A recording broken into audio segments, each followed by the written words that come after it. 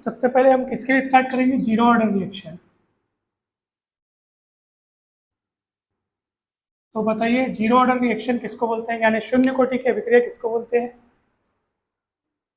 शून्य कोटि कल पढ़े थे ना अपन। तो जैसे मान लीजिए कोई रिएक्शन है, ये है रिएक्टेंट और ये है प्रोडक्ट, ठीक है। ये मान लो कोई रिएक्शन है जिसमें आर रिएक्टेंट है यानी अभिकारक है, और पी प्रोडक्ट है यानी क्रियाफल है या उत्पाद जिसको हम कहते हैं। तो क्योंकि ये जीरो ऑर्डर रिएक्शन है, इसलिए इसमें अभिक्रिया की जो दर है, अभिक्रिया की दर यानी रेट ऑफ रिएक्शन जिसको हम लिखते हैं D R by D T, minus में लिखते हैं। ये माइनस में क्यों लिखते हैं, क्योंकि जैसे जैसे समय बीतता जाता है आर की मात्रा कम होने लगती है और पी की मात्रा बढ़ने लगती है, क्योंकि समय बीतता जाएगा तो रिएक्टेंट कम होते जाएगा और प्रोडक्ट बढ़ते जाएगा। इसलिए बताया था मैं कि यहाँ माइनस साइन आएगा। और ये किसके डायरेक्टली प्रोपोर्शनल होती है, जो कंसंट्रेशन है, कंसंट्रेशन के पावर जीरो, क्योंकि हम क्या पढ़ रहे हैं, जीरो ऑर्डर रिएक्शन। क्या पढ़ रहे हैं, तो जो रेट ऑफ रिएक्शन है वो कंसंट्रेशन की पावर जीरो के डायरेक्टली प्रोपोर्शनल होती है। अगर फर्स्ट ऑर्डर होता तो कंसंट्रेशन के पावर वन के डायरेक्टली प्रोपोर्शनल होती है ना। कोई डाउट है क्या। ओके, सो कंसंट्रेशन लिख दो, या आप यहाँ पे आर लिख सकते हो। आर जो रिएक्टेंट है उसके लिए आर का कंसंट्रेशन यानी कि रिएक्टेंट के कंसंट्रेशन के पावर जीरो के डायरेक्टली प्रोपोर्शनल। और पावर जीरो है मतलब उसकी वैल्यू वन होगी, किसी भी नंबर के पावर में जीरो मतलब उसकी वैल्यू कितनी होगी, वन होगी। तो हम डायरेक्टली प्रोपोर्शनल का साइन हटाएंगे तो यहाँ पे हो जाएगा D R by D T, और इसको साइन को हटाएंगे तो एक कांस्टेंट लेंगे के, और इसकी वैल्यू हो जाएगी वन, है ना, ये हो जाएगा वन। कोई डाउट है क्या। उसके बाद देखो क्या होगा, क्रॉस मल्टीप्लाई करेंगे तो ये हो जाएगा डी आर, ये के डी टी इधर के इंटू वन यानी के, और डी टी इधर चले जाएगा। डाउट है ईशा, बताओ कहाँ पे डाउट है। ये रेट ऑफ रिएक्शन का जो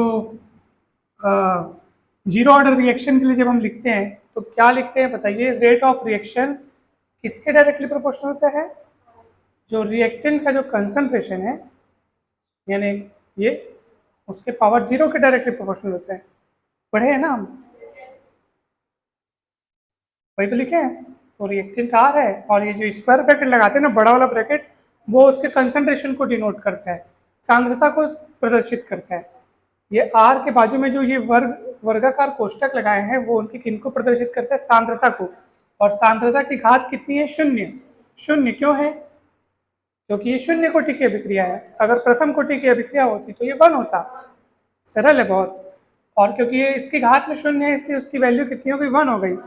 और ये समानुपाती का चिन्ह हटाए हैं तो एक नियतांक लिए हैं के, और उसके बाद ये dt को तिर्यक गुणा करके उधर ले गए, क्रॉस मल्टीप्लाई करके इधर ले गए। अब हमको क्या करना है, अब हमको इंटीग्रेशन करना है, हमारा काम है अब इंटीग्रेशन करने का यानी समाकलन करने का।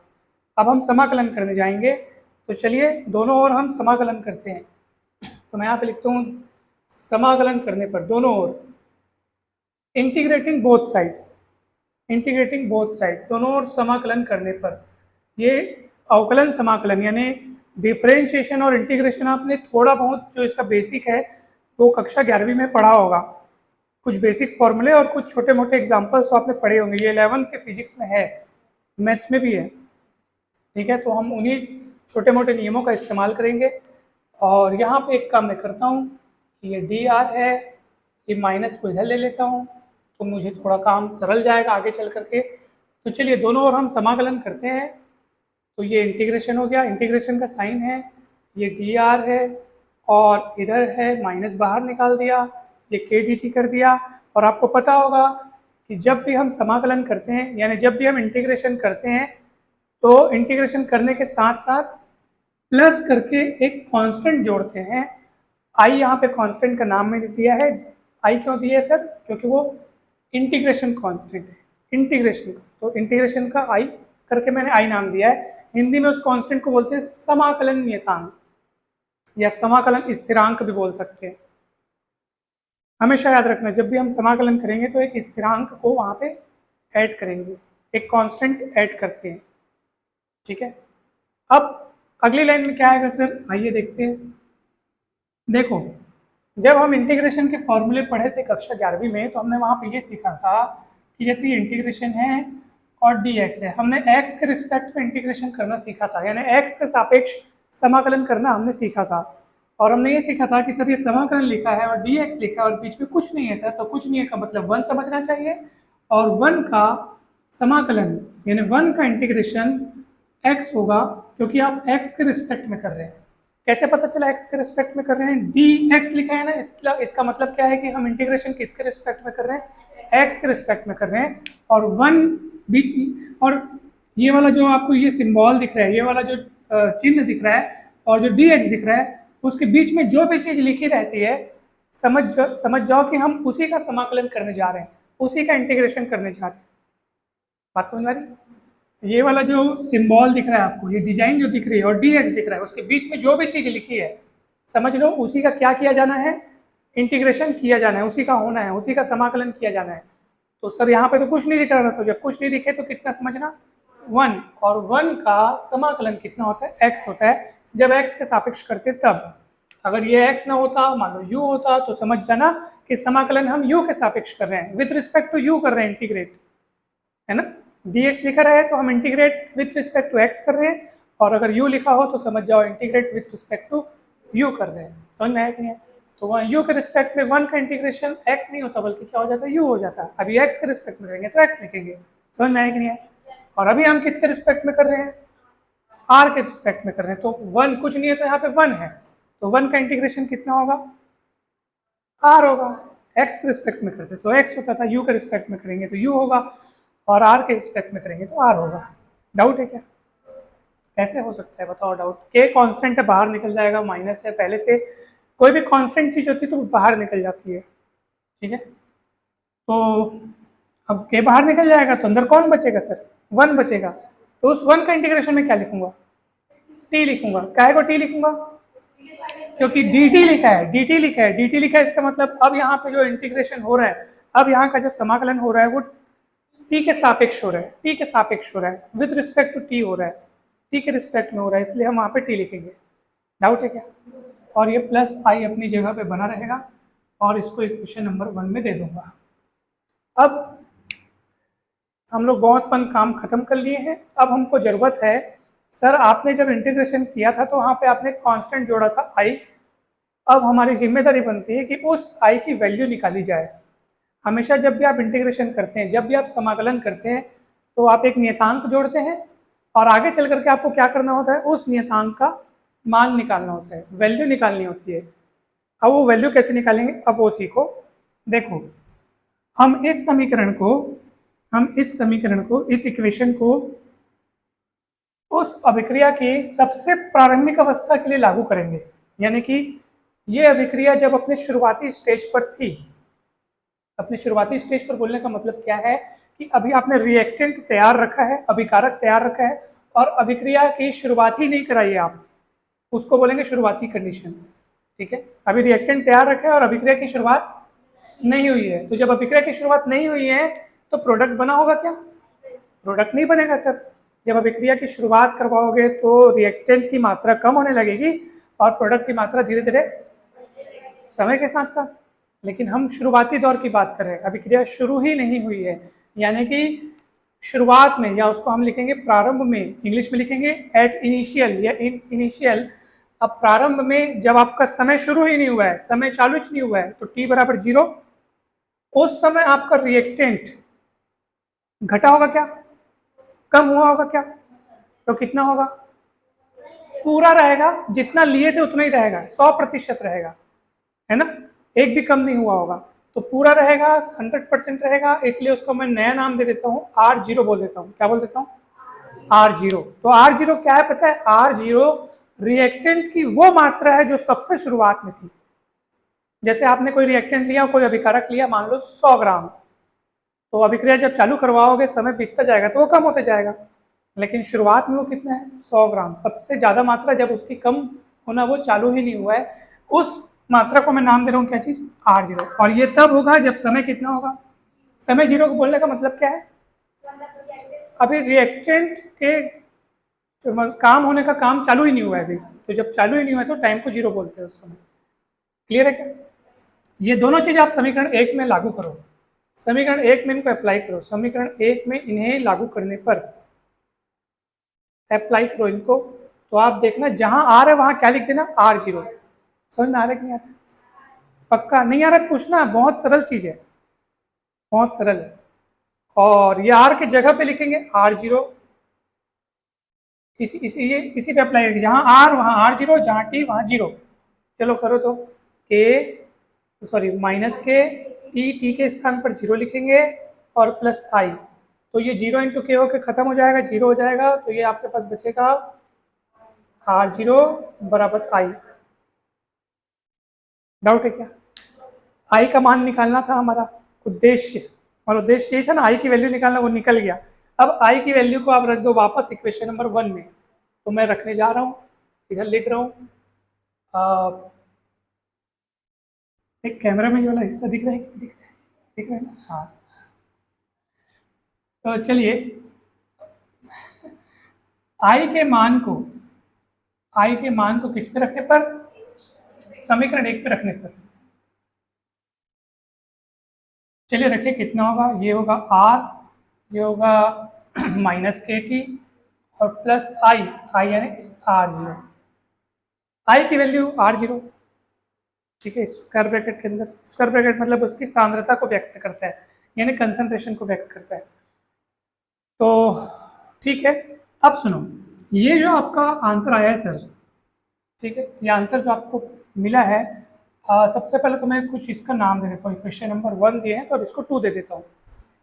इस समीकरण की तुलना, इस इक्वेशन को आपको कंपेयर करना है, एक इक्वेशन में भी यहाँ पे लिखूंगा, उससे कंपेयर करेंगे, एक समीकरण है, ठीक है, मैं यहाँ पे लिखूंगा समीकरण 2 की तुलना करनी है आपको, कंपेयर करना है सरल रेखा के समीकरण, सरल रेखा के समीकरण y equal M X plus C. सरल रेखा का समीकरण मतलब ये इक्वेशन ऑफ स्ट्रेट लाइन है, जो कक्षा 11वीं के गणित में हम लोग पढ़ते हैं, 10वीं के मैथ्स में भी पढ़े थे। ये equation of straight line, straight line मतलब सीधी रेखा का समीकरण है ये, आप इसको जान लीजिए। बहुत सरल काम है, कुछ भी कठिन नहीं है, आपको केवल क्या काम करना है, तुलना करनी है। किसकी किसकी तुलना करनी है, ये वाले समीकरण की इस समीकरण की तुलना करनी है, एकदम सरल है, जिसके जगह जो दिखेगा उसको देखते जाओ। सर ये y है जो इक्वल टू के इस पर लिखा है लेफ्ट साइड, उस पर कौन दिख रहा है, हाँ, तो यानी y की जगह r दिख रहा है सर, इसी को तुलना करना बोलते हैं। जिस वेरिएबल की जगह जो चीज दिख रही है आप उसको बस देखते बस जाओ। इक्वल टू के उस पार, इक्वल टू के उस पार, सर m की जगह क्या दिख रहा है सर, माइनस के दिख रहा है सर, m की जगह माइनस के दिख रहा है, फिर ये कौन है सर, x है, x की जगह t दिख रहा है सर, और प्लस c है तो प्लस r0 है। समझ में आया? तो तुलना ऐसे ही करते हैं, दो इक्वेशंस की तुलना करने के लिए आपको पहले तो आप उस रूप में, अगर ये हमको उसी रूप में दिख रहा है जिस रूप में लिखा है, नहीं दिखा तो थोड़ा अरेंज करते हैं। तो चलिए यहाँ कौन कौन क्या क्या दिख रहा है, y की जगह आपको दिख रहा है r, ठीक है, m की जगह दिख रहा है माइनस के, और x की जगह पे दिख रहा है t, और c की जगह पे दिख रहा है क्या चीज, R0। डाउट है क्या? तो ये मैं तुलना करके लिख लिया, और ये जो मैंने लिखा है y equal M X plus C, ये सरल रेखा का समीकरण है जिसका मैं अब ग्राफ बनाने जा रहा हूँ, इसका चित्र बनाऊंगा अभी मैं, ठीक है। तो इसको मैं मिटाना चाहता हूँ, मिटा दूँ? आप लोग लिखोगे कि बुक में हूबहू बना हुआ है, एकदम हूबहू, मैं एक भी चेंजेस नहीं किया हूँ, एक भी चेंजेस नहीं किया हूँ, हूबहू बना हुआ है। तो आप बुक को भी देख सकते हैं, मिटा सुनो अब ये पहले बताओ समझ में आया कि नहीं? कहीं भी डाउट है तो पूछ लो, सच में बहुत इंपॉर्टेंट क्वेश्चन है, आया समझ में?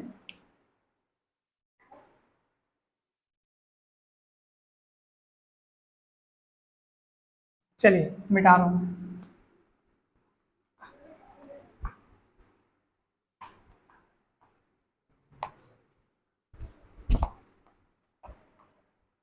अब सुनिए, अब अगर मैं इसका इक्वेशन पहले बता रहा हूँ आपको मैं कि ये वाला ग्राफ कैसे बनता है, फिर हम ना y की जगह पे ये सब लिख करके हमारा जो ये वाला इक्वेशन है, इक्वेशन नंबर 2 जिसको हमने कहा है, उसके लिए ग्राफ ऑटोमेटिक तैयार हो जाएगा। धीरे से देखते हैं, चलिए। ग्राफ बनाने के लिए आपको दो अक्षों की जरूरत पड़ती है, एक्स अक्ष और वाई अक्ष। दो अक्षों की जरूरत पड़ती है, एक्स अक्ष और वाई अक्ष। और ये जो मैंने यहाँ पर सरल रेखा का समीकरण y इक्वल mx प्लस सी लिखा हुआ है, जब मैं इसको यहाँ पे तुलना कर रहा हूँ तो मुझे m की वैल्यू क्या दिख रही है? माइनस की, ठीक है, माइनस में दिख रही है m की वैल्यू, इसलिए ग्राफ ऐसे बनेगा। अगर m की वैल्यू प्लस में दिखती ना तो ग्राफ ऐसे बनता। एक छोटा सा क्लू बस आप लोग याद रखना, ठीक है। तो मैं ग्राफ को ऐसे बनाऊंगा, ये ऐसे, और ये वाली जो लाइन है, ये लाइन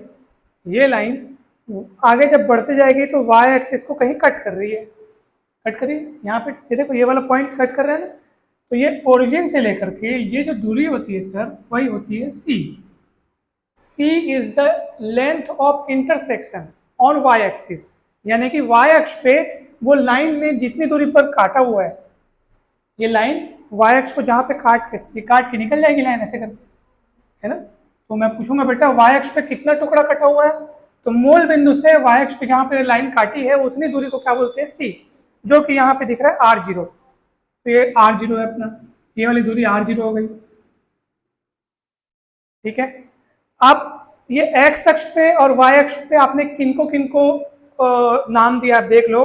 तो y अक्ष पे कौन है? r है, यानी कि इधर r है, आप लिख लेंगे ना, ये दूरी तो r0 हो गई, और ये इधर r ऐसे बढ़ रहा है, यानी कंसंट्रेशन को हमने y एक्सिस पे डिनोट किया है, याद रखना।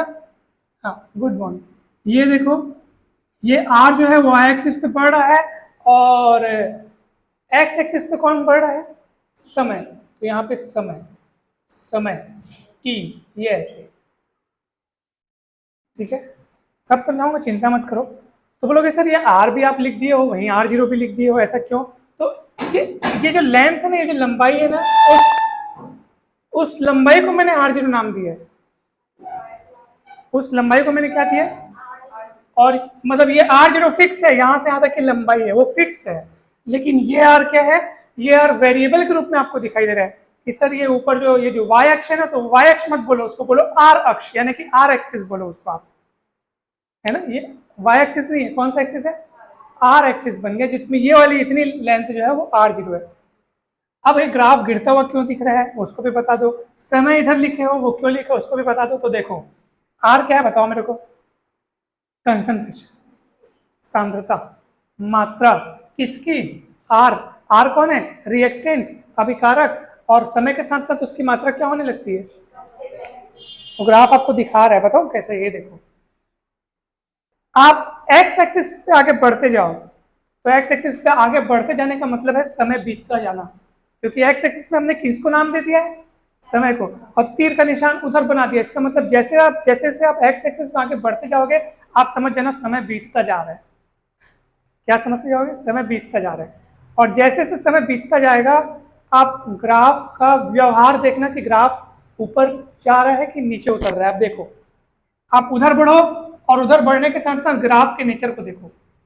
मैं उधर बढ़ रहा हूँ और ग्राफ के नेचर को देख रहा हूँ कि जैसे जैसे मैं उधर बढ़ रहा हूँ, ग्राफ क्या हो रहा है? ग्राफ कम हो रहा है। कम हो रहा है मतलब नीचे उतर रहा है, नीचे उतर रहा है मतलब r की वैल्यू कम होती है।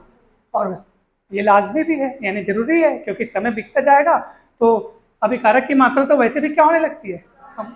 कम होने नहीं लगती। जैसे ना, अगर आप और डिटेल में समझना, आप यहाँ पे एक पॉइंट पकड़ लो, यहाँ पे एक पॉइंट पकड़ लो, यहाँ पे एक पॉइंट पकड़ लो, इसको ऐसे मिला लो, इसको ऐसे मिला लो, ठीक है, बहुत मजा आएगा। जब समय इतना था तो r की मात्रा इतनी थी, ऐसा समझ लो।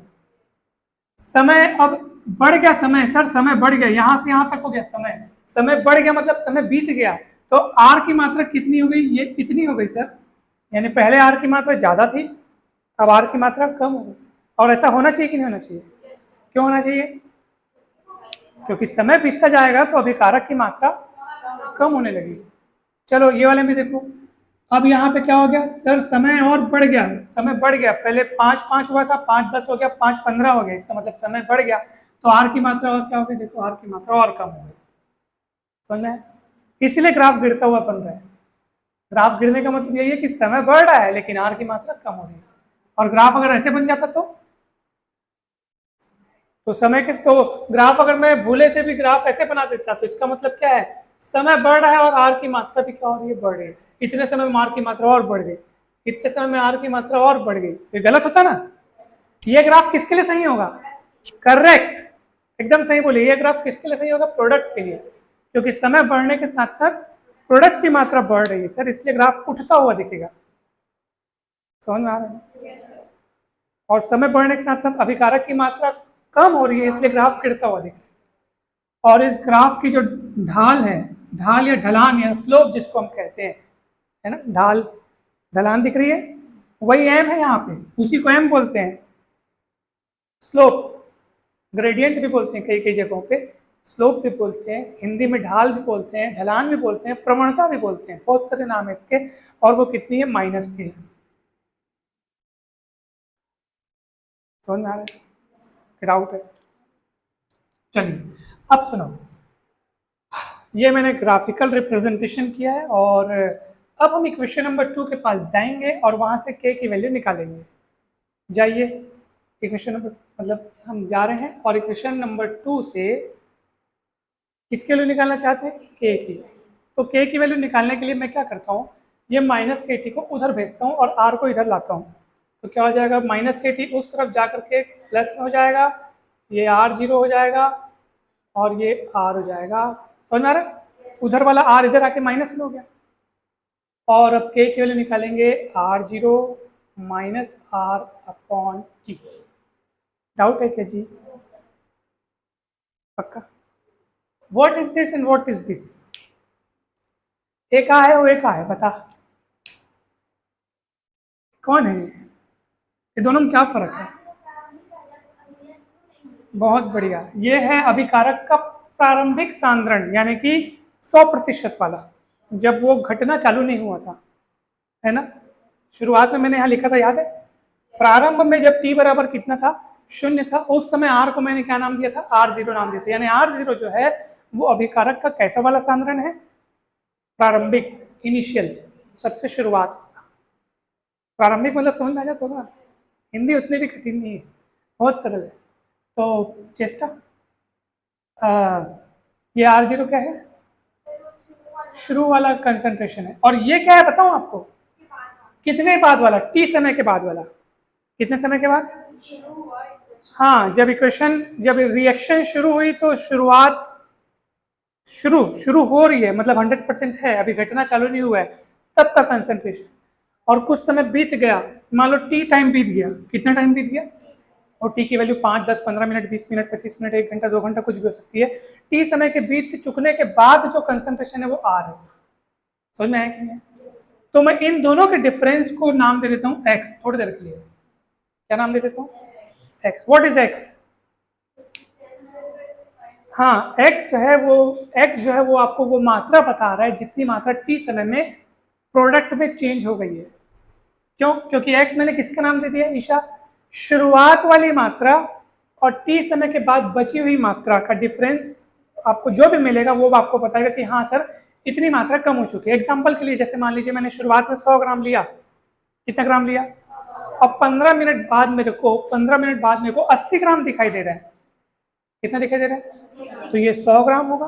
और 15 मिनट बाद जो आपको दिख रहा है वो यानी आर, वो आपका 80 ग्राम होगा। और मैं पूछूंगा तो कितना कम हो गया, तो आप क्या बोलोगे? सर 20 ग्राम कम हो गया, वो 20 एक्स है। नहीं समझ में आएगा? जितनी मात्रा रिड्यूस हो चुकी है, घट चुकी है, प्रोडक्ट में चेंज हो चुकी है, वो ये एक्स है। और ये टी और ये के। समझ में आ रहा है? कोई डाउट है? इसलिए आपके पुस्तक में एक और ग्राफ बना हुआ है, अभिक्रिया की दर के साथ सांद्रण का ग्राफ बना हुआ है। तो पहले तो आप ये वाला फॉर्मूला और जान लें अच्छे से। आप देखिए, चलिए ये लगभग ये टॉपिक समाप्त होता है यहाँ पे। एक ग्राफ और जो बना हुआ है वो मैं आपको बता देता हूँ। अभिक्रिया की दर और सांद्रण के बीच ग्राफ, है ना।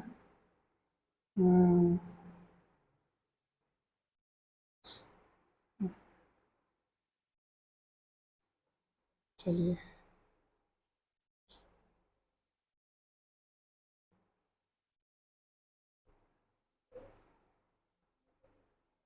करेक्ट। ओके, अब एक नया टर्म हम डिफाइन करेंगे, हाफ लाइफ पीरियड, यानी कि अर्ध आयु काल। ये बहुत इंपॉर्टेंट फैक्टर है, परीक्षाओं में पूछा जाता है। ठीक है, आप सब अपने बुक में देख सकते हैं कि अर्ध आयु काल क्या होता है। हाफ टाइम पीरियड भी बोल सकते हैं, हाफ लाइफ पीरियड भी बोल सकते हैं इसको आप, हाफ लाइफ पीरियड या, ठीक है। तो अब वो पढ़ने जा रहे हैं अब हम।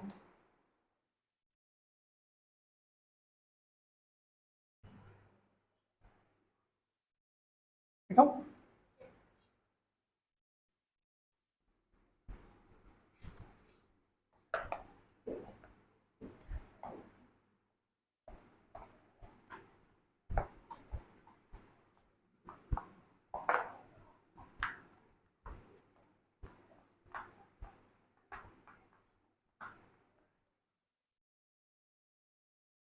देखिए सर, आ, जैसे मान लीजिए मैंने कोई अभिक्रिया को शुरुआत कराया, और शुरुआत में मैंने अभिकारक का 100 ग्राम लिया। कितना ग्राम लिया? 100 ग्राम। कुछ समय बीता, अभिक्रिया चालू हुई और समय बीतता गया, तो समय बीतने के साथ साथ अभिकारक की मात्रा क्या होने लगती है? कम होने लगती है। रिएक्टेंट की मात्रा कम होने लगती है, क्योंकि वो प्रोडक्ट में चेंज होने लगती है। तो कम होते होते होते होते आपको उस समय का ख्याल रखना है जिस समय में वो अभिकारक की मात्रा कम होते होते आधी बच जाए, या ऐसे बोलो कि आधी घट जाए। दोनों बात एक ही है। 100 ग्राम में से 50 ग्राम वो अगर प्रोडक्ट में चेंज हो जाती है, यानी कि 50 बची रहेगी। तो आप दोनों प्रकार से बोल सकते हो कि आपको उस समय का ध्यान रखना है जितने समय में अभिकारक की मात्रा आधी घट जाए, या फिर ऐसे बोल दो कि आधी बच जाए। बात एक ही है। 100 ग्राम लोगे तो 50 घटेगा, तो 85 ही तो बचेगा, है ना। आधा उधर आधा इधर। उस समय को बोलते हैं, यानी जितने समय में ये काम हुआ है आधा, उस समय को बोलते हैं हाफ लाइफ पीरियड। क्या बोलते हैं? समझ में? हाफ लाइफ पीरियड किसको बोलते हैं? कोई भी रासायनिक अभिक्रिया जितने समय में आधी पूरी हो जाती है, पूरी पूरी नहीं हो जाती, कितनी? आधी पूरी। आधी आधी पूरी मतलब बोलने का मतलब है कि आधी कंप्लीट होती है, पूरी कंप्लीट नहीं, कितनी? आधी। यानी कि आप इसको दूसरे तरीके से भी डिफाइन कर सकते हैं कि वो समय जितने समय में जो अभिकारक आप लिए हो, जो रिएक्टेंट आप लिए हो, उसका कंसंट्रेशन अपने सबसे शुरुआत वाले कंसंट्रेशन का 50% कंप्लीट हो जाता है, 50% बचा रहता है। कितना कंप्लीट हो जाता है? किसमें कंप्लीट हो जाता है? मतलब वो प्रोडक्ट में चेंज हो जाता है और 50% बचा रहता है। उस समय को हम लोग बोलते हैं हाफ लाइफ पीरियड, यानी अर्ध आयु काल। ठीक, तो चलिए अब मुझे आप बताइए, मैंने यहाँ पे एक इक्वेशन डिराइव किया था, याद कीजिए। के लिए मैंने इक्वेशन बनाया था R0 minus R upon T. Clear है? तो ये इक्वेशन मैंने बनाया था। एक काम करता हूँ, मैं यहाँ पे टी को उधर ले जा लेता हूँ, और ये R0 हो जाएगा, ये R हो जाएगा, ये अपॉन टी हो जाएगा। सॉरी के हो जाएगा, के इधर आ गया, टी उधर गया। अब सुनो, अर्ध आयु काल पर, अर्ध आयु काल पर यानी कि एट हाफ लाइफ पीरियड, हम टी को, अभी टी क्या है? टाइम है। लेकिन मैं किसी भी ऐसे वैसे टाइम की बात नहीं कर रहा हूँ, मैं कैसे टाइम की बात कर रहा हूँ? हाफ लाइफ पीरियड की बात कर रहा हूँ। यानी ये कोई स्पेशल टाइम है जिस टाइम में रिएक्शन आधी कंप्लीट हो जाती है। कितनी? तो उस समय को टी को हम बोलेंगे अर्ध आयु काल, और उसको मैं डिनोट करूंगा टी हाफ से। नया नाम दे दिया उसका मैं, टी को मैंने क्या कह दिया? और व्हाट इज आर? तो ये जो आर है सर, ये जो बचा हुआ सांद्रण है, यानी बची हुई मात्रा, अपनी शुरुआती मात्रा, याद करो ये R0 कौन था? ये R0 कौन था शिवानी, बताइए कौन था ये R0? शुरू हुई नहीं थी, या हुई थी बोल दो। हुई है अभी, अब भी हुई है, बस अभी 1 सेकंड हुआ है, मतलब वही। तो यानी प्रारंभिक सांद्रण का आधा हो जाता है। यानी व्हाट इज दिस? टी समय बाद बचा हुआ मात्रा, और ये अपने प्रारंभिक मात्रा का आधा बचा रहता है। तो हम इसको ऐसे लिखेंगे, क्योंकि उस समय को हमने क्या नाम दे दिया है? T half. यानी इस पूरे डायलॉग को मैं बोलूँगा कि जब आधा समय बीत चुका होता है हाफ लाइफ पीरियड पर, अब अभिकारक की बची हुई मात्रा उसके प्रारंभिक मात्रा की आधी हो जाती है। इसलिए मैं इस आर को R0/2 लिख सकता हूँ। नहीं लिख सकता क्या बताओ? तो फिर तो चलो इक्वेशन नंबर 3 में इसको रखो, वैल्यू को कितना होगा बताओ? टी के स्थान पर हम रखेंगे टी हाफ, R0 की जगह R0 रहेगा, लेकिन इस R की जगह पे हो जाएगा R0/2 और अपॉन के टी हाफ। R0 में से R0/2 जाएगा तो R0/2 बचेगा, एक में से आधा जाता है तो आधा बचता है, ठीक है। और अब कहाँ पे बेटा?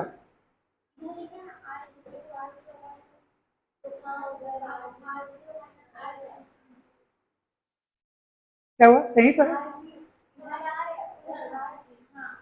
ये वाला इक्वेशन 3 में रख रहे हैं। देख समीकरण 3 में देखो, समीकरण 3 में इन्हें रखने पर, ठीक है। देख समीकरण 3 को एकदम गौर से देखो, घूर के देखो एकदम, देखो टी दिख रहा है, टी की जगह क्या रख रहे हैं? T half. ये क्या है? उसकी जगह R0। फिर ये क्या है? हाँ -R, और R की जगह पे हम लोग रख रहे हैं R0/2। क्यों रखे हैं बताओ तो बोला, चल तो बता तो क्यों रखे हैं? R की जगह R0/2 क्यों रखे हैं बताओ? क्योंकि R की वैल्यू है वो R की वैल्यू आई कैसे वो बताओ? क्योंकि हमने कौन सा समय लिया हुआ है? हाफ लाइफ पीरियड लिया हुआ है। हमने टी को ऐसा वैसा नहीं रखा है, हमने टी को रखा है टी हाफ। और व्हाट इज टी हाफ? हम किस समय की बात कर रहे हैं? आधी बीत गई। तो आधी बीत गई, उसके बोलने का मतलब कि आधी कब बीतेगी? कब कब आप बोलोगे कि अभिक्रिया आधी बीत चुकी है? कब बोलोगे आप?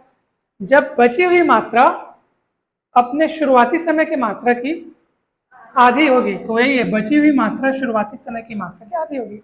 ये बची हुई मात्रा है। शुरुआत में 100 ग्राम लिए थे सर, कुछ समय बीता है, 50 ग्राम बचा है, तो ये जो 50 ग्राम है वो 100 ग्राम का आधा होगा। नहीं समझ में आएगा? इसलिए R के जगह पे R0/2 लिखें। कितना सरल है, हम लोग समझते नहीं हो। तो क्लियर हुआ ये? तो ये इसमें से इसको माइनस करोगे तो ये हुआ, और ये के बेचारा बचा हुआ, यहाँ के लिख देता हूँ। This is your formula. This is your formula for half-life period. Is it clear to all or not? Okay. So you can find value of k here R0/2 T half. If you want to derive formula for rate constant in half-life period, then you can transfer these quantities. Okay. So आप यहाँ से k की value भी निकाल सकते हैं, t जो भी आपको पूछा जाए वो आप यहाँ पे निकाल सकते हैं। सो डाउट है क्या? कहीं पर भी डाउट है? नहीं है डाउट। ओके आगे बढ़ते हैं। अब सुनिए, अभी हमने बात की कि अभिक्रिया जितने समय में आधी पूरी होती है। अब हम बात करेंगे कि कभी ऐसा भी तो समय आएगा कि अभिक्रिया पूरी कंप्लीट हो जाएगी, है ना? ऐसा भी समय आएगा। तो चलिए अब हम उस समय की बात करते हैं जब अभिक्रिया पूरी कंप्लीट हो जाए। तो चलिए सर, मैं इसके लिए वापस इक्वेशन नंबर 1 पे जाता हूँ। याद कीजिए मैंने इक्वेशन नंबर 1 किसको दिया था, याद करो वो दिन, मतलब अभी वो समय जिसको मैंने इक्वेशन नंबर 1 दिया था, शायद ये था आपका इक्वेशन नंबर 1, ठीक है, जिसको मैं ट्रांसफर करके फिर के की वैल्यू लाया था। या अब ये मानो कि मैंने इसी को क्रॉस मल्टीप्लाई करके वो प्राप्त किया। देखो के को उधर भेजूंगा, कितना हो जाएगा? कहाँ माइनस है दीदी? के टी हो जाएगा ना, अपॉन में है। अपॉन वाला जब ट्रांसफर होता है तो मल्टीप्लाई में जाएगा, तो के उधर होगा तो के टी होगा, और आर को इधर ला लो और के टी को उधर ले जाओ, उतना ही चाहेगा। देखो भगवान कसम उतना ही चाहेगा, के टी उधर जाएगा, आर इधर आएगा और के टी उधर चले जाएगा, उतना ही आएगा कि नहीं आएगा? अब मैं उस समय की बात कर रहा हूँ जब अभिक्रिया पूरी कंप्लीट हो जाएगी। अभिक्रिया पूर्ण होने पर आपको क्या मिलेगा बताओ? अभिक्रिया पूर्ण होने पर, क्या होने पर? इसकी वैल्यू क्या होगी, मुझे कोई बता सकता है? इसकी वैल्यू क्या होगी, मैं बताऊं? करेक्ट। कैसे पता चला? व्हाट, ये कौन था? ये कौन था? अभिकारक की वो मात्रा जो टी से में बाद बची हुई है। तो जब हम पूरी पूरी की बात करें ना, पूर्ण होने की बात करें तो पूरी हो जाएगी तो इधर कुछ बचेगा ही नहीं ना, तो जीरो होगा। नहीं समझ में आएगा? आ गया? ये जीरो, ये व्हाट इज दिस याद रखो, इसको हमेशा के लिए याद रखो। ये जो है अभिक्रिया जब होने लगती है, अभिक्रिया जब चलने लगती है तो समय बीतता जाता है, तो समय बीतते जाने के साथ साथ जो अभिकारक की मात्रा जो बचती है वो ये है, टी समय बाद अभिकारक की मात्रा कितनी बची। तो साला जब हम अभिक्रिया पूर्ण होने की बात कर रहे हैं तो ये तो कुछ बचेगा ही नहीं, तो आर की वैल्यू लिखेंगे 0। डाउट है क्या? तो यहाँ आर की वैल्यू 0 रख दो।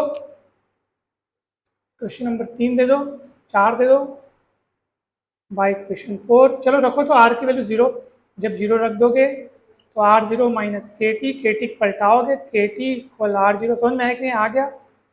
और यहाँ से आप के की वैल्यू आर 0 बाई टी निकाल दोगे, या अगर आपको टी की वैल्यू निकालनी है तो आर 0 बाई के निकाल दोगे। तो आप देख पा रहे हैं कि ये कौन सा समय है, ये अभिक्रिया को पूरा होने में लगा समय है, पूरी कंप्लीट होने में लगा समय आर 0 बाई के। कैसे लगा? अच्छा लगा? Complete, topic complete. ठीक है, वाह।